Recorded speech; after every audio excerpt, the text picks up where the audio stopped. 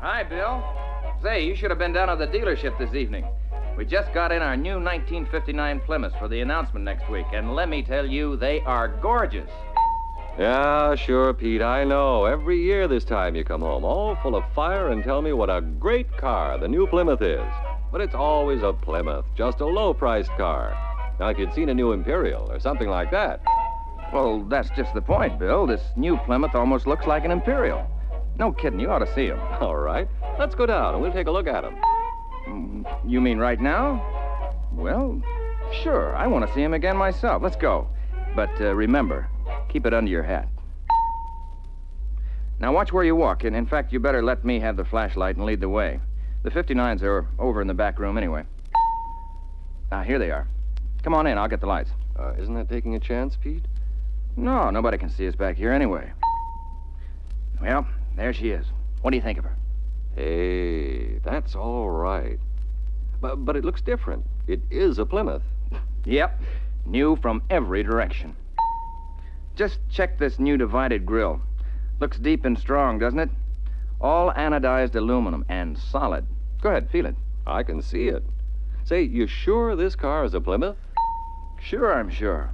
Matter of fact, this is a Plymouth Fury. That's our new top-line series. Oh, well, that explains it. The lower-priced Plymouths aren't this plush, then. Oh, yes, they are, Bill.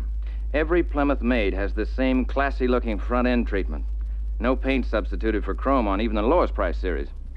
Mm-hmm. Dual headlights, of course. But how they got them fastened in? Sort of looks like they're floating in midair. Well, they get that effect with the flat black enamel. Pretty cute, huh? Sure is. And I like the way the front fenders match up with the dual headlights. They call them double-barrel front fenders. That deep V in the top of the fenders adds a lot of stiffness to the whole front of the body.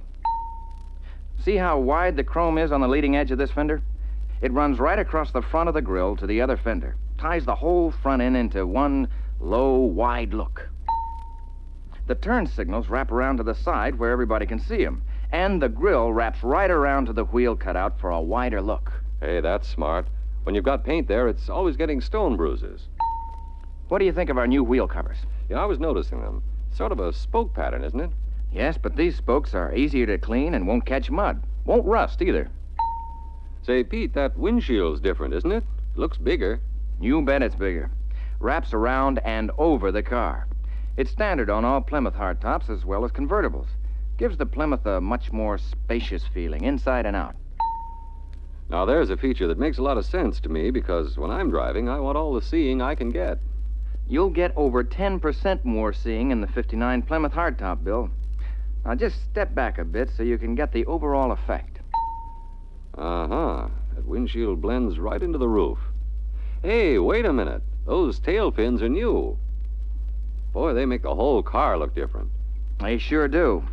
But you've got to consider that this Plymouth is 3.5 inches longer, too. Then it has the new wraparound grille and new windshield. They all help give the profile a fresh, clean look.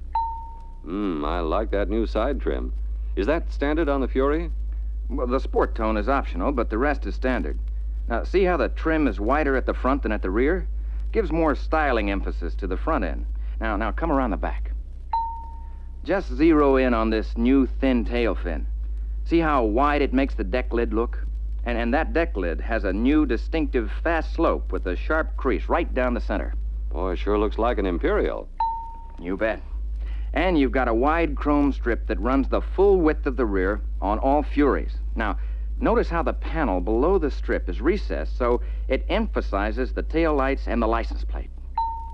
The tail lights are wide, heavy ovals with the backup lights in the centers, just like the top-line Chrysler Corporation cars. Sure looks good, Pete.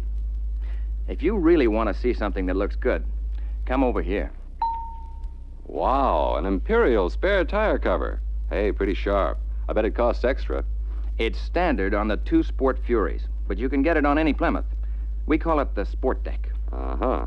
Well, both these Furies look good to me. I suppose they got plenty of performance. Sure, but this Fury name doesn't designate a limited production Plymouth anymore. Now the Fury name stands for our top-line full production series. Look at these pictures. Now, here's the 3rd Fury, a 4-door sedan. It has the standard side trim, no sport tone. Mm-hmm. Say, those new tail fins, they even look good on the sedan. Sure do. Now get a load of these Sport Furies. Here's the new Sport Fury two-door hardtop. Boy, that's all right. And this is the new Sport Fury convertible. Hey, let me get a good look at that. Both of these Sport Furies have distinctive exterior trim. The aluminum sport tone is standard. And you haven't seen a more luxurious interior in a low-price car. The Belvedere series, priced right below the Fury, includes this smart convertible model, as well as 2- and 4-door hardtops and 2- and 4-door sedans. The Savoy series has this 4-door sedan, a 2-door sedan, and a business coupe. You see, the Savoy is now our lowest price series, since we don't have the Plaza anymore. In other words, you've downgraded the Belvedere and the Savoy. Not at all. Better take another look at this Belvedere convertible. Even without the sport tone, you get those 2 strips of side molding above and below the aluminum. Matter of fact, the moldings are heavier than last year's. Now, you wouldn't call that downgraded, would you? No, matter of fact, looks okay. And this Savoy 4-door, it has the same exterior trim as the Belvedere, except it has 1 long strip on the side as standard. Well, let me ask you, would a man ever expect to find this much style in the lowest price series? This is deluxe. In fact, the lowest price Plymouth has directional signals, dual horns, dual armrests, dual visors, foam front seats, all standard equipment at a competitive price. You mean you can't even buy a stripped-looking Plymouth anymore? No, sir. So you see, we've actually raised the quality of our lineup by adding the Fury and dropping the Plaza. Finally, here's our new Sport Suburban, our top-line wagon. In addition, there's the Custom Suburban and the Deluxe Suburban series.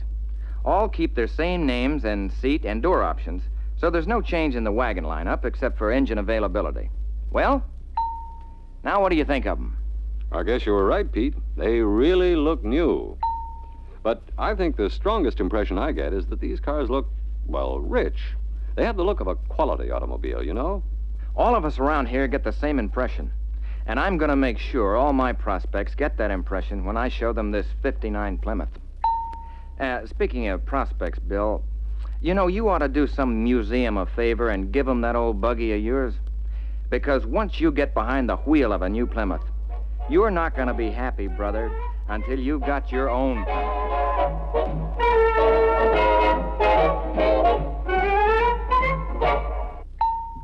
Hi, this is Pete again. I hope you all picked up a lot of good pointers to help you sell your exciting new Plymouth. Ways to show your prospect that if it's new, Plymouth got it. Now, there's one sure way to find out, and that's to test yourself with the questions that are coming up next. Now, ready?